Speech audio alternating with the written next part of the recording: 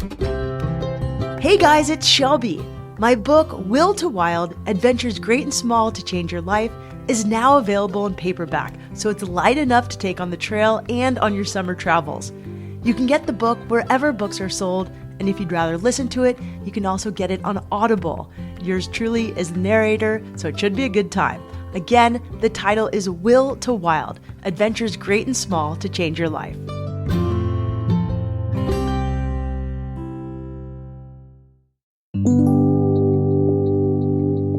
Retired on a Friday and moved to South Chile 2 days later on Sunday with 2 little bags. And, I don't want to be overly dramatic, but in some ways, it saved my life.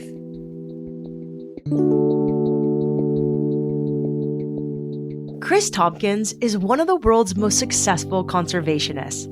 She's the president and co-founder of Tompkins Conservation, which is a nonprofit that purchases land in South America, largely in Patagonia, and creates national parks.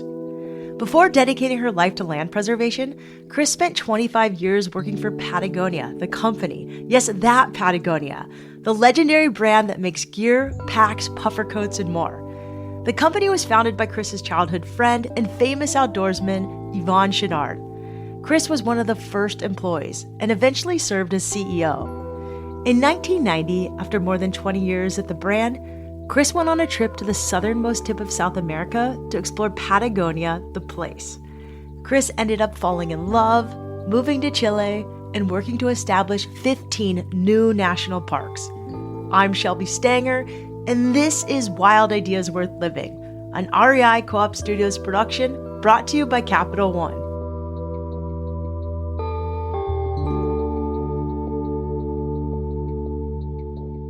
Kris Tompkins, welcome to Wild Ideas Worth Living. We're excited to have you on. Thank you very much. Nice to be here. What about when you were growing up made you so attracted to living on the fringes, but yet connected deep into nature? Did you grow up in a busy city and you were like, nope, I'm going to move to the most rural place in the world? Or no, I actually grew up in this little ag town that I'm in at the moment. And we moved to Venezuela, to the Orinoco Basin when I was 8 years old, and stayed down there for 3 years. My father was in the oil business, and all the Venezuelan oil fields were being discovered at that point. How interesting. It was in the late 50s. And then he died there, and we came back to the ranch here. And, we were called the hooligans. We were outside all the time. Even though our father died early, he always, I think, had a really strong impact on me as the baby of the family, that he was kind of a go-getter, just, pick up your family and take him to Venezuela in the 50s, and impressed upon us to be great at whatever we do, go for it, no limits, that kind of stuff. And I think that's where it started, that even though I don't really remember him very well, but I do know from everything I've heard, and my instincts tell me I'm probably quite like he was. Okay, so we should probably just talk a little bit about Patagonia. You were one of the first 6 employees there. How did you get that job? No, I met Yvon when I was 15, and I went to the local high school here, and I didn't really fit in. So I started hanging out with Yvon, my older brother, and some other people at the beach. He had the beach house next to our family beach house. And I was 15, he was 28 or so. And then I went to college, and my mother insisted coming home the first summer that I get a job, what job? That was shocking. I was complaining to Yvon that I had to go out and get a job now.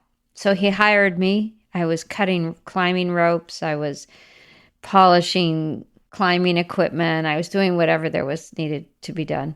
And then I graduated from college, no idea what I was going to do. So I went back and said, Christ, now what am I going to do? And he said, no, just come on full time. I never thought about it. I mean, in our family, there was never a discussion. You were going to college, but not a soul talked to you about the fact that in our family, the millisecond that you receive your degree, you go find a place to sleep that night. It's very abrupt. So I started working for him for $2 an hour.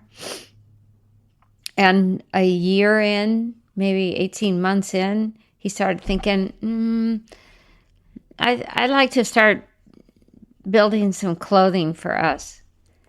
And so he had these ideas, and we ran around. We hired a pattern maker, nothing about which we knew anything. And it started growing from there. And then he said, here, why don't you manage this stuff? Because I was a shipper. I was a world-class shipper. That's so you what boxed I did. out stuff and you shipped it out. You went to the post office a lot. Yeah, I went to the post office a lot. And then, he decided to call it Patagonia, and then we started firing on what was possible, how to run a business. I had no idea. I would go out and call people who were supposedly the best at what they did, and I would go to Los Angeles and beg them to tell me how can we be great? I don't want to be good, I want to be great. And it just grew and grew, and then I think I'd been there 23 years or so, 24 years. And when I hit 40, I just thought, holy shit, I could be doing this when I'm 60 or 70, and I had started so young. So I had this real conflict inside of me because I was completely happy, proud, but internally in my own life, my interior life, I just thought I need to do something else. I got to do something. I don't know what it is, but I want to do something really big. So when was the very first time you went to Patagonia, the place? January of 90.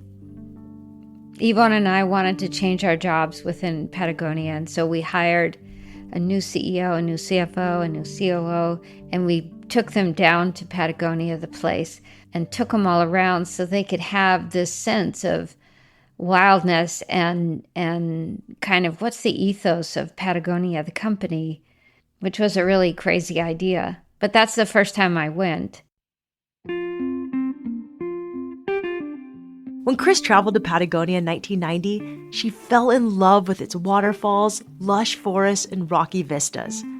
On that trip, she also fell in love with Doug Tompkins, an adventurer and businessman who founded both the North Face and the apparel brand Esprit.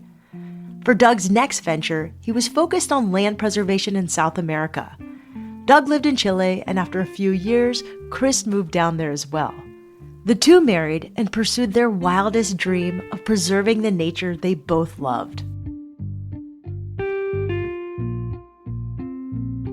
You went to Patagonia in 1990s, and you fell in love with a man and a place kind of at the same time. Yeah. What was that like? It's the kind of thing that you would want to have happen to you over and over and over again. Tell me more. It's an addiction that you would find somebody who you recognize so quickly that I never really wanted to be married. I just, I was a little careless. And then when I went to visit him, I had this sense that, this is it. So there was falling in love, which changed our lives and will always change my life. And it did Doug's. But the place itself, I thought, okay, this is wild enough. This is scary enough. This is difficult enough that I'm going to have my hands full. And that's what I needed to try to absorb this massive change I'd made. I retired on a Friday and moved to South Chile 2 days later on Sunday with 2 little bags. I don't want to be overly dramatic, but in some ways it saved my life. And it wasn't easy, and it definitely wasn't glamorous and fabulous on many days. It was mostly hard. So we got married not so long after that. So a new marriage living in a roadless area, no phones, no electricity, no internet at that point.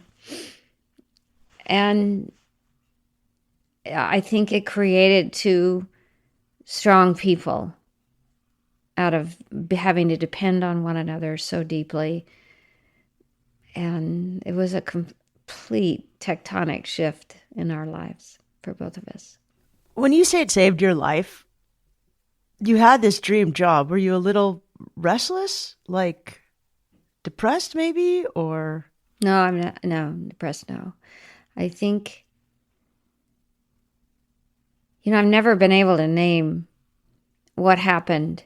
I was so happy at Patagonia, and I had not one reason to be otherwise. And so why did I start to feel like I was suffocating?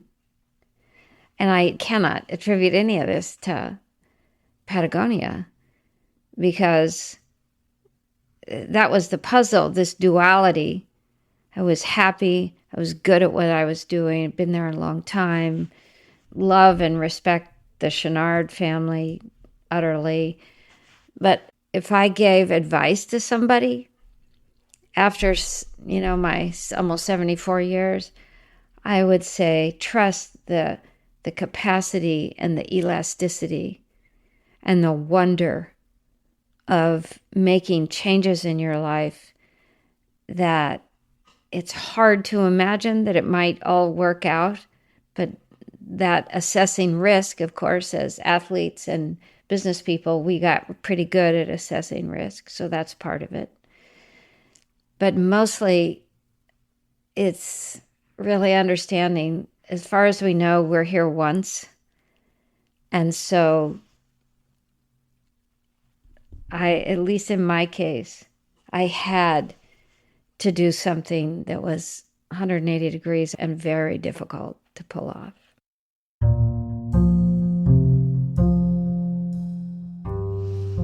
I've never been to Patagonia, the place. For someone who's never been there, take us there to this land.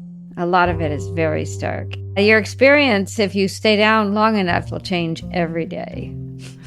Yeah, I've heard that it's really windy there at times, especially in the summer there. But also, it's like the land of like guanacos and pink flamingos. A lot of cougars, foxes, a very strange mammal called a mara that is looks kind of like a giant rabbit. Yandus that look like smaller ostriches. So it's kind of fantastical in a certain kind of way. But the thing that moves people the most, and certainly moved Doug and me and Yvonne, is that it's so vast. What we think of when I first got down there, I felt like it's so empty, which is what I love. I love feeling really tiny. And so that's the place to feel tiny, is in these massive landscapes that are harsh, but they have a kind of serenity and a kind of freedom attached to them that obviously all of us kind of took to. Yeah, we talk a lot about the power of awe on this podcast and how it can make you feel small and yet connected at the same time. But you said a word that I think is really interesting. You said it's stark, but there's this beauty in this starkness. And I'd love for you to tell me like a little bit about like what this starkness is. Yeah, I would say for me personally, the starker and harsher and more isolated the territory, the happier I am.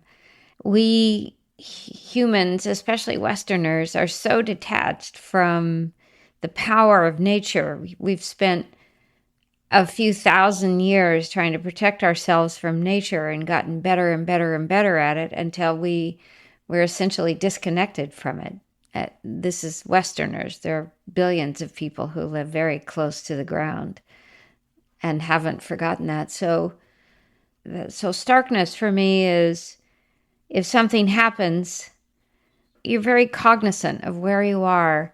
But if something goes sideways, you lose your tent, you lose the flat tires and all those kinds of things. All those tiny events have consequences, and I like that. After several months on the ground, Kris and Doug decided to buy private land in Patagonia and give it back to the people by building national parks.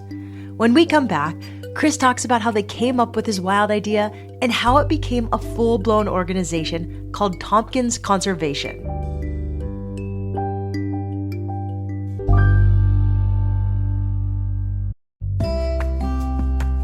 The REI Co-op MasterCard turns everyday spending into limitless possibilities by offering benefits and rewards that support your love of the outdoors.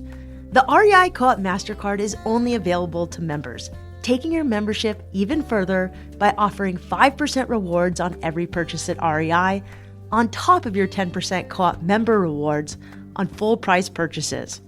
To top it all off, you can now see if you're pre-approved for the REI Co-op MasterCard with no risk to your credit score. See if you're pre-approved for the REI Co-op MasterCard today.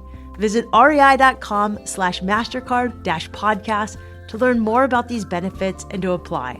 That's rei.com/mastercard-podcast. Terms apply.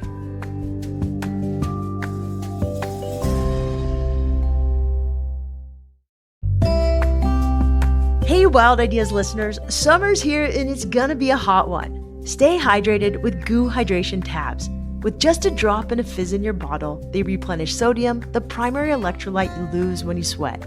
They're easy to carry and available in 6 tasty flavors, like strawberry lemonade and tropical citrus. Need energy on the go? Try GOO Energy Chews. These bite-sized gummies come in convenient packs that fit in your pocket with carbs to give you energy, electrolytes to hydrate, and amino acids to protect your muscles. It's going to be a wild summer, so stay hydrated and energized with GOO Hydration Tabs and GOO Energy Chews. Available now at your local REI or rei.com.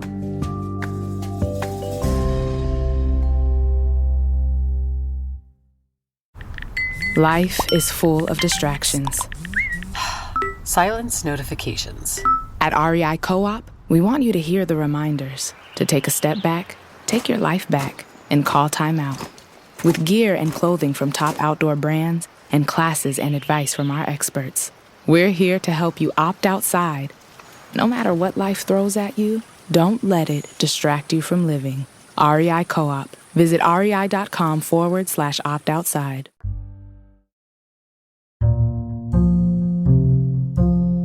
In 1990, Kris Tompkins traveled to Patagonia. When she was there, she fell in love with the majestic landscapes of the region. Patagonia's territory encompasses parts of both Argentina and Chile, and it's divided down the middle by the Andes Mountains. On the Argentinian side, there are prairies and deserts. On the Chilean side, there are glaciers and temperate rainforests. Kris's husband, Doug, was a diehard conservationist, and together, the couple used their money, as well as contributions from like-minded philanthropists, to preserve millions of acres of private land in Chile and Argentina. They called this project Tompkins Conservation. So talk to me really quickly about how you and Doug knew you wanted to preserve this land, and then how you founded and when you founded the Tompkins Conservation. Well, it wasn't my idea, it was Doug's, because he retired, 2 years before I did. And so he was looking around. Where would he go, and how did he want to articulate this need to be part of the army who protects wild nature? And he was a bush pilot, so he flew down from the United States to Chile and flew all around looking at ideas, and with really not something so clear in mind, just trying to figure out where he might light himself. Anyway, he was turned on to this place, which eventually came Pumalín Douglas Tompkins National Park, 1 million acres of pristine rainforest.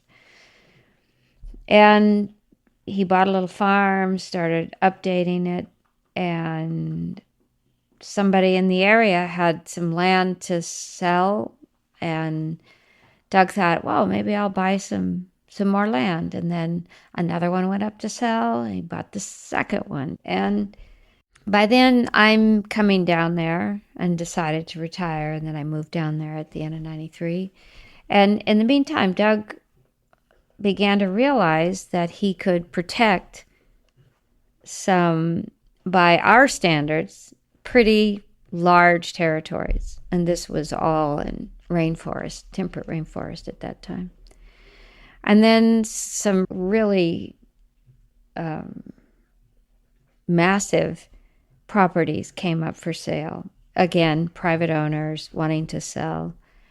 And that is what really turned the corner on things, that not only were we able to imagine buying large tracts of land, large-scale conservation, but also began to think about, could you really just donate it back to the country and create national parks out of them? And so that was probably by 94, 95. And then we took off. And it grew to 15 national parks and over 15 million acres. Okay, so let's talk about the nitty-gritty. Like, what actually went into making a national park? Because you're in Latin America. I had done some business in Latin America in the early 2000s, and whenever we tried to attach work to charities, if it wasn't attached directly to the church, it was met with a lot of resistance. People were like, well, it's not a charity, it's a scam. And the first 4 or 5 years it was extremely tough and dangerous, I would say, actually. We had a lot of death threats. Our phones were tapped for years and years. Because why? Because they thought that you were taking the land and then doing something else with it? First of all, two Americans, we had purchased enough land at this point that it went from the border of Argentina up on the top of the Andes to the Pacific Ocean. So we became known as the couple who cut Chile in half. And then the scale, the buying up specifically in that moment, hundreds of thousands of acres of timber or forests and not cutting it. And, when I look at it now, I think, of course this happened because Chile was on its way to becoming a first world country, and productivity was up and growing the economy was key. It had come out of a 12-year dictatorship and it was raring to go. And here are these people who are buying assets, if you want to call the forest that, and not, quote unquote, doing anything with them. And the not doing anything with it was attached to the fact that Chile was really, the ethos at the time was really creating jobs, creating a market and an economic driver for the country. So some of the backlash, which was fierce and, as I said, dangerous, we were housed in the U.S. Embassy sometimes when it got really rough. Now I understand it, and I think we thought we were being very open about what we were doing, and I think that was always true and continues to be true. But we were naive to think that society, the culture, would just accept, and these are large-scale territories. So I understand it looking back, but at the time it was serious, it was dangerous, and it was just indicative of how we needed to adjust, and the country needed time for us to get the parks, some of the parks, like when Pumalin opened up, all were welcome, and there are trails and campgrounds and a restaurant and little cabañas. And so once that began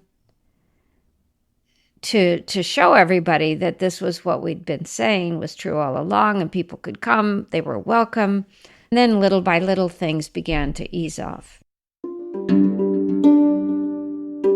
Kris and Doug were met with a lot of skepticism, but they were able to navigate through the bureaucracy. Over time, they gained the trust of the government, community members, and animal rights activists. Since the organization's inception, it has preserved more than 15 million acres of land in South America. When Doug passed away in 2015, Kris took over the conservation work and kept turning more land into national parks. Tompkins Conservation then handed these parks back to the people, and they're now run by two different local organizations, Rewilding Argentina and Rewilding Chile. The process of creating these parks and rewilding this land is long and complex. Do you have any other stories about what it takes to buy land and make it a park, and then the features that you included? It sounds so daunting. Can you just break it up like a cake, like how you did it? Okay, let me see if I can do that. For one thing, we have to decide where we're going to commit ourselves, because once we're committed, we stay into the end. And the end for us is that these very large territories are fully functioning. And that means not only that they're big landscapes and where there were forests that were burned or cut, those are coming back. If Patagonia grasslands have been stripped over the last 150 years. And who are the neighbors? Is there federal land next to it? Because we know we can't buy enough land to make it as powerful a project as it needs to be. So out of the 15 million acres that we have put into national parks, we have purchased only about 2 million acres. The rest is federal land that when we make a donation, our one ask is that they flip that federal land with the gift to form a much larger national park. That's a huge investment. That's really cool. So you're putting your money and then they're matching it, but more. But many times over, and not in cash, but in territory, which is all that matters. And then we ask ourselves in each project, who's missing? In Patagonia National Park, there were very few species missing, but there were a lot of species whose numbers were low and fragile. And so that became a big project for us. Okay, so this is one aspect of this park. You call that rewilding. Okay, so that in rewilding is bringing back species that had existed before. Rewilding is the big word. It's if you buy 1 million acres of something, you have at that moment when the ink is dry started rewilding, because you are trying to heal the land. So in terms of territory, the biggest one, Iberá National Park, northeastern Argentina, that's just under 2 million acres. And when we got there, which was in 2000, everybody was missing, all the keystone species. Jaguars, cougars, ocelots, giant anteaters, giant river otters. The list is quite long. And so we had to bring all of them back, starting at zero. No jaguars in this part of the world since the 1930s.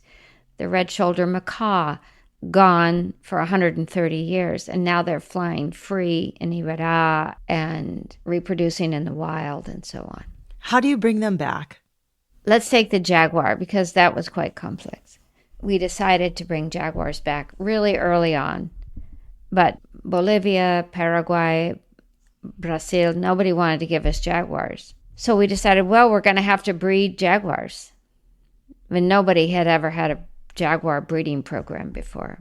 So we were getting individuals from zoos, usually the older ones, nobody wanted them, or private collections, which they had to unwind anyway.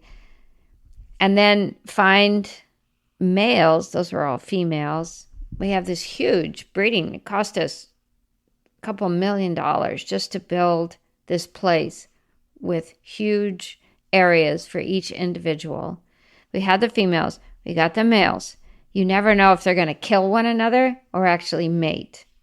So when the female had kittens, the minute that happens, that female and her kittens never sees a human again, because it is the cubs who will be free someday. So that was a long process. And the nut of it is we have 25 jaguars in the wild, reproducing, new kids all the time, and they're starting to disperse. That's really cool. We work with 24 different species, but that's an example, and they all take a very specific kind of approach. None of them, of course, are the same. There are so many aspects of land preservation and rewilding that are fraught, complex, even intimidating. But Kris has learned a lot over the years. She's fiercely protective, stands her ground, and trusts her instincts to do the right thing. The number one thing you have to do is to decide that you're going to do something with your life that has nothing to do with you. It has to do with nature. It has to do with the common good and dignity of all communities. And also fight. We need to build an army of people who've fallen in love with beauty, wildness, one another. That's going to take many more people than we have today. I always tell people, I get sick of hearing about hope. Everybody asks me about hope. I don't want to be asked about hope because I know when they're asking me, they're saying, oh, Kris, do you think things are going to be okay? Because if I say yes, then, oh, good, I don't have to do anything. But you have to work for it.